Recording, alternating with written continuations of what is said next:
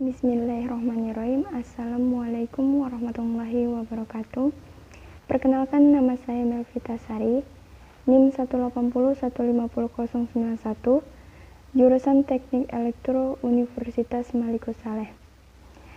Baiklah teman, di video ini saya ingin berbagi tentang materi dari buku Skaum Series Medan Elektromagnetik.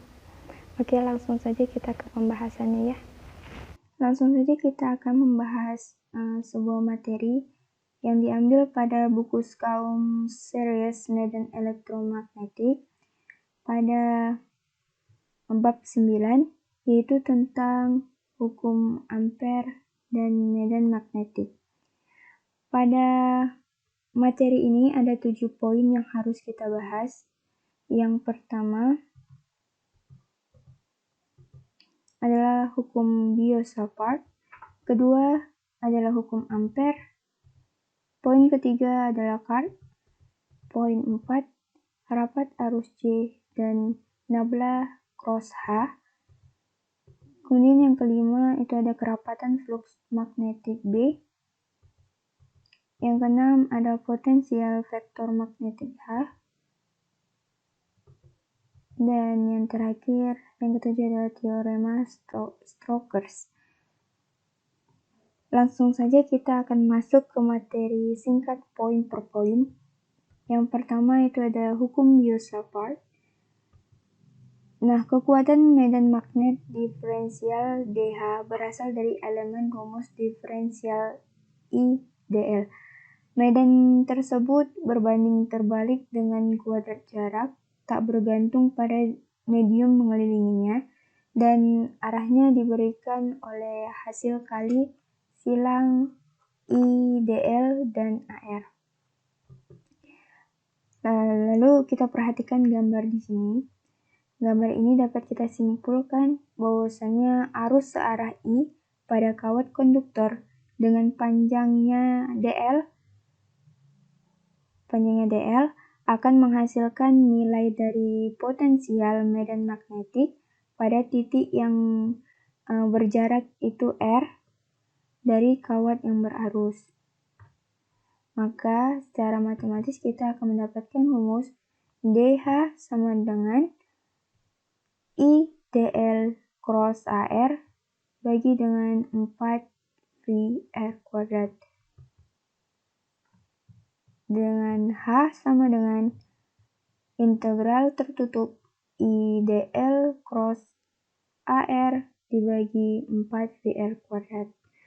Lanjut, kita akan masuk ke materi kedua, yaitu hukum ampere.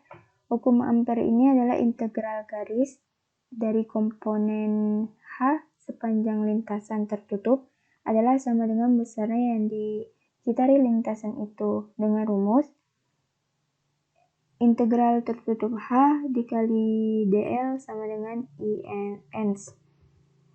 Nah, untuk dapat memanfaatkan hukum ampere dalam menentukan H, haruslah ada simetri bertaraf C tinggi pada masalah yang dibahas. Ada 2 syarat nih harus kita penuhi dalam hukum ampere ini. Yang pertama, H harus bersifat normal atau tangensial pada setiap titik lintasannya. Yang kedua, jika lintasannya tangensial, maka besarannya harus tetap. Kemudian yang ketiga itu ada Cart. Nah, secara makna sederhana, Cart ini adalah sirkulasi atau putaran. Jadi, sirkulasi atau putaran setiap satuan luas. Sebagai contoh sederhana di kehidupan sehari-hari, bisa kita contohkan itu seperti aliran air pada fluida atau bisa juga pusaran angin.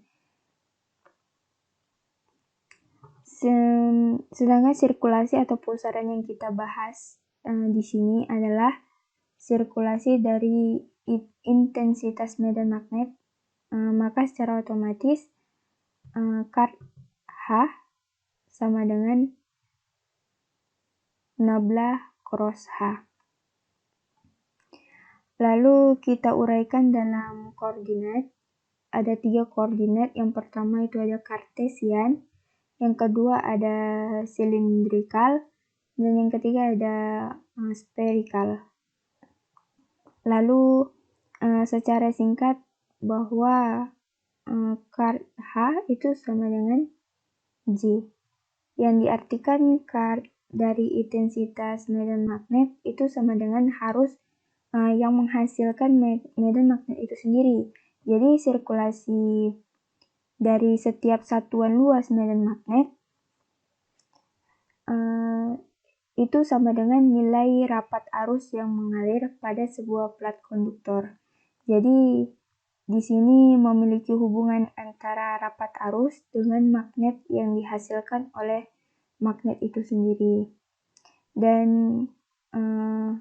ini juga sangat berhubungan dan masuk ke materi kita yang keempat, yaitu rapat arus J dan H tadi.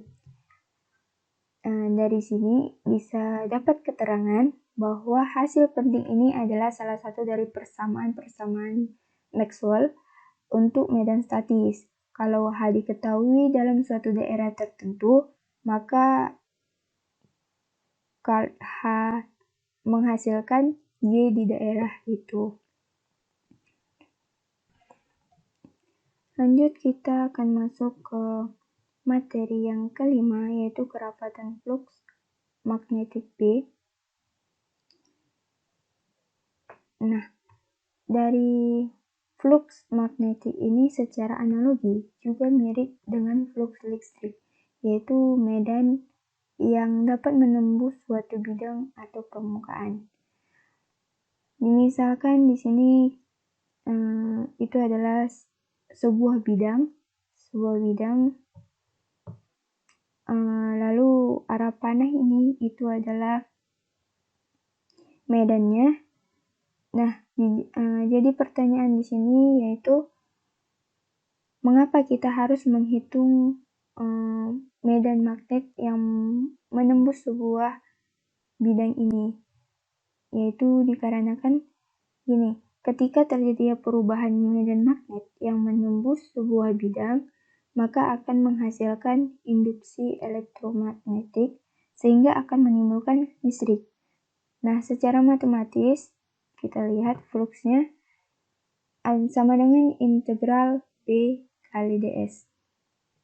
Sedangkan B di sini adalah medan magnet dan ds adalah permukaannya. Dan kita tahu bahwa B itu sama dengan μ0 kali H. Jadi medan magnet induksi sama dengan μ0 atau permeabilitas dikali intensitas medan, yaitu H. Nah, secara singkat kita mendapatkan ini, integral tertutup B kali ds sama dengan 0. Ini sedikit perlu ada penjelasan mengapa menghasilkan 0. Maka dari segi matematis bernilai 0 itu karena medan magnet yang dihasilkan itu berupa pusaran atau sirkulasi. Jika dikalikan dengan titik maka hasilnya 0. Kemudian kalau dari segi fisiknya mengapa menjadi 0? Itu karena sirkulasi ini tidak memiliki titik awal maupun titik akhir. Jadi medan magnet itu berputar terus-menerus atau bersirkulasi terus-menerus, maka tidak ada tuh titik awal maupun titik akhirnya. Maka nilainya 0. Sehingga didapat hipergensinya dari B nilainya 0.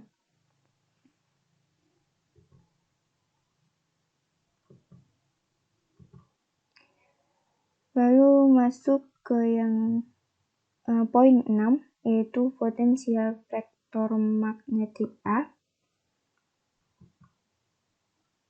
Jika kita menganggap nih, potensial magnetik skalar diberikan lambang Px, maka gradien negatif dari E menghasilkan intensitas medan magnetik dengan rumus E sama dengan min nabla Vx.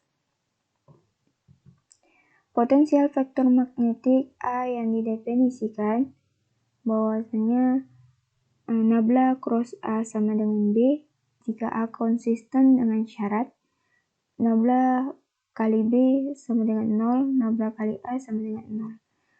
A di sini tuh adalah vektor potensial medan magnetik. Jadi induksi magnetik B sama dengan dihasilkan oleh sirkulasi dari potensial medan magnet. Maka ketika ditinjau dari fisis, maka persamaan dari potensial medan magnetik ini serupa dengan hukum Biot-Savart, yaitu maka fisisnya itu adalah arus yang searah I pada kawat konduktor dengan panjangnya dl akan menghasilkan nilai dari potensial medan magnet pada titik yang berjarak r dari kawat yang berarus. Ditinjau dari 1, 2, dan 3 dimensi. Jika filamen itu atau garis, maka pengalinya itu dl. Jika dia permukaan, maka pengalinya itu adalah ds, dan jika volume, maka pengalinya itu volt. Selanjutnya kita masuk ke poin ke-7, yaitu poin terakhir tentang teorema Stokes. Teorema Stokes ini sebenarnya adalah teorema matematik berdasarkan penurunan rumus-rumus yang sudah ada, sehingga dari penurunan rumus tersebut akan didapat persamaan yang baru yang memiliki makna fisis. Nah, di sini ada yang mengemukakan teorema Stokes itu adalah Sir George Stokes pada tahun 1819 sampai 1903. Kita lihat pada gambar yang pertama ini, kita ilustrasikan bahwa arah panah yang di dalam ini itu adalah arus air, dan yang warna hijau ini adalah batas lintasan tertutup. Kemudian kita harus mencari lintasan integral dari A, integral dari B, integral C, dan integral D. Cara mencarinya yaitu dengan mengetahui nilai-nilai dari integral garis ini. Kita misalkan yang awal adalah integral garis A. Integral garis A ini adalah sejajar, yaitu nilainya 0 derajat dan itu menghasilkan positif. Dan kita masuk ke integral garis B, itu tegak lurus, yaitu 90 derajat menghasilkan nilainya 0. Kemudian di sini ada integral garis C, yaitu dengan arah panahnya itu berlawanan, nilainya 180 derajat menghasilkan negatif. Kemudian integral garis D itu sama ya, tegak lurus, berarti nilainya 90 derajat menghasilkan 0. Maka jika di sini saya letakkan sebuah balok, warna merah ini adalah balok. Pertanyaannya, apakah balok ini dapat berputar? Jika kita lihat arah panah, yaitu arus air ini, maka bisa kita jawab bahwa balok ini tidak akan berputar. Maka disimpulkan rumusnya itu adalah integral tertutup F dikali dl sama dengan card F. Card F ini adalah tanda panah ini atau arus ilustrasi air ini. Itu menghasilkan 0. Ini gambaran pertama. Selanjutnya kita masuk ke gambar kedua. Yang membedakannya itu arah panahnya saja. Arah panahnya yang sebelah sini itu menuju ke negatif X, sedangkan ini itu ke positif X. Maka seperti tadi kita lihat pada integral garis A, kita tentukan nilainya bahwa ini sejajar, maka positif, dan ini tegak lurus ya, tegak lurus, maka integral B itu 0, Kemudian integral garis C itu menghasilkan positif karena sejajar. Kemudian integral garis D itu menghasilkan 0, tegak lurus. Kemudian kita lihat di sini saya juga meletakkan sebuah balok dengan arah arus air ini, apakah balok ini dapat berputar, dan dapat disimpulkan bahwa balok ini dapat berputar. Maka disimpulkan rumusnya bahwa integral F kali dl itu sama dengan card F, itu menghasilkan positif. Bisa kita lihat yang di sini kita bisa mengambil nilai dari perkalian dari A sama C, menghasilkan positif. Kemudian kita masuk ke gambar ketiga. Gambar ketiga ini sama kayak sebelumnya, hanya membedakan bahwa tanda panah yang punya arah banyak ya. Ada yang mengarah ke negatif X, mengarah ke negatif Y, ada yang positif X dan positif Y. Kemudian kita menentukan nilai dari integral garis A itu menghasilkan positif sejajar, begitu dengan B, C dan D itu menghasilkan positif semua karena sejajar. Nah, yang kita dapat dari gambar ini bahwasanya perbedaan pada gambar 3 lebih banyak cardnya dibandingkan dengan gambar yang kedua. Terus gambar yang ketiga ini juga baloknya bakal berputar dengan cepat dibandingkan dengan gambar yang keduanya. Dari 3 gambar ini dapat kita simpulkan bahwa ada hubungan nih integral garis yang kita tandain dengan tanda hijau itu, yang kita tandai dengan A, B, C, D, dengan menjumlahkannya mencerminkan banyaknya card yang ada di dalamnya. Maka yang rumus yang ketiga ini adalah integral tertutup dari F kali dl, yaitu integral dari medan magnet dikali elemen lintasannya itu yaitu dl ya, sama dengan integral dari card F dikali dengan ds. ds itu adalah elemen luasnya. Kemudian kita dapat integral F kali dl ini sama dengan integral nabla cross F kali ds.